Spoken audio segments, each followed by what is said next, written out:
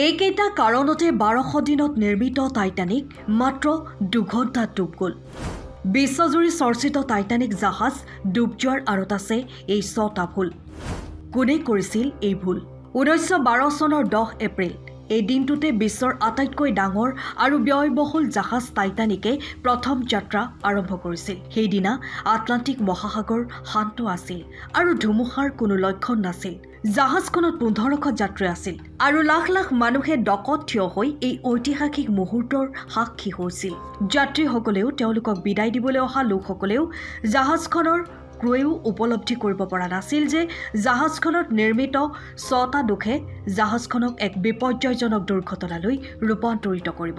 আজি আপোনালোকে জানিব পাৰিব সেই সময়ৰ আটাইতকৈ দামী, বিলাসী আৰু শক্তিশালী জাহাজ টাইটানিকৰ সেই 6টা ভুলৰ বিষয়ে, যিটো নহ'লে আজি হয়তো এই জাহাজখন বিফলতাৰ পৰিৱৰ্তে সফলতাৰ বাবে বিখ্যাত হ'লহেঁতেন। আনকি 40 বছৰীয়া অভিজ্ঞতা থকা কেপ্টেইন এডৱাৰ্ড স্মিথেও এই ভুলবোৰ চিনি পাব পৰা নাছিল। কেৱল এয়াই নহয়, ইতিমধ্যে 100খনতকৈও অধিক জাহাজ চলাই থকা টাইটানিক চলোৱা company the white star line আৰু 500ৰো অধিক জাহাজ নিৰ্মাণ কৰা টাইটানিক নিৰ্মাণ কৰা কোম্পানী হাৰ্লেণ্ড এণ্ড উলফৰো প্ৰভাৱ পৰিছিল এই ত্ৰুটিবোৰৰ দ্বাৰা, কিন্তু বুজিব নোৱাৰিলে। টাইটানিকৰ আৰম্ভণি আৰু নিৰ্মাণ। 1907 চনৰ পৰা আৰম্ভ হোৱা টাইটানিক নিৰ্মাণৰ কামত প্ৰায় 3 বছৰীয়া কঠোৰ পৰিশ্ৰম আৰু 2000 শ্ৰমিকৰ প্ৰচেষ্টাৰ প্ৰয়োজন হৈছিল। জাহাজখনৰ প্ৰথম পৰীক্ষা সফল হৈছিল আৰু ইয়াৰ ফলত টাইটানিকৰ নিৰ্মাতাসকলৰ আস্থা আৰু অধিক বৃদ্ধি পাইছিল। ইয়াক অনচিকেবল টাইটানিক হিচাপে বজাৰত বিক্ৰী কৰা হৈছিল। প্ৰথম যাত্ৰা আৰু টিকটৰ মূল্য।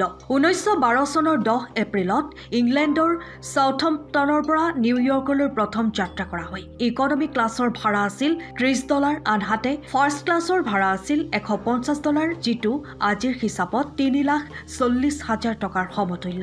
ভুল নং 1, জাহাজৰ অত্যাধিক গতি। দুপৰীয়া 12 বজাৰ পৰা যাত্ৰা আৰম্ভ কৰে জাহাজখনে। 17 এপ্ৰিলৰ ভিতৰত জাহাজখন নিউয়ৰ্কত উপস্থিত হ'বলৈ কেপ্টেইন স্মিথৰ ওপৰত হেঁচা পৰিছিল। তেওঁ আৰম্ভণিৰে পৰা জাহাজৰ গতি দ্ৰুত কৰি ৰাখিছিল। এইটো টাইটানিকৰ প্ৰথম আৰু আটাইতকৈ ডাঙৰ ভুল বুলি প্ৰমাণিত হ'ল। ভুল নং 2, আইচবাৰ্গৰ সতৰ্কবাণীক আওকাণ কৰা হৈছে। 1912 চনৰ 14 এপ্ৰিলৰ সন্ধিয়া কুঁৱলী আৰু কম দৃশ্যমানতাৰ মাজত আন এখন জাহাজে টাইটানিকক বৰফৰ পাহাৰৰ বিপদৰ বিষয়ে সতৰ্ক কৰি দিছিল। বেটাৰ অপাৰেটৰৰ গাফিলতিৰ বাবে এই সতৰ্কবাণীসমূহ আওকাণ কৰা হৈছিল। ভুল নং 3, গাৰ্ডৰ বাইনকুলাৰ নথকা। দূৰৰ পৰা বৰফৰ পাহাৰটো চাবলৈ বাইনকুলাৰ নাছিল।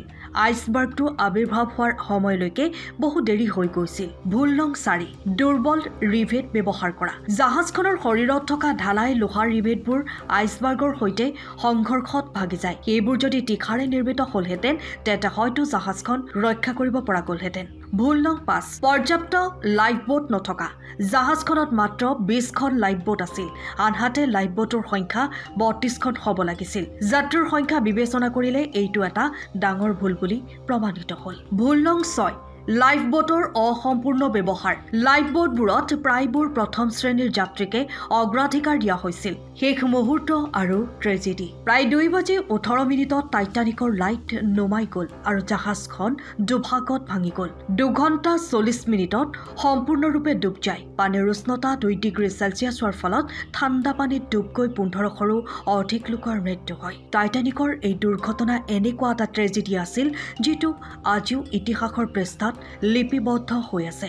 হয়তো এই ভুলবোৰ নহ'লে টাইটানিকক এখন মহান জাহাজ হিচাপে স্মৰণ কৰা হ'লহেঁতেন।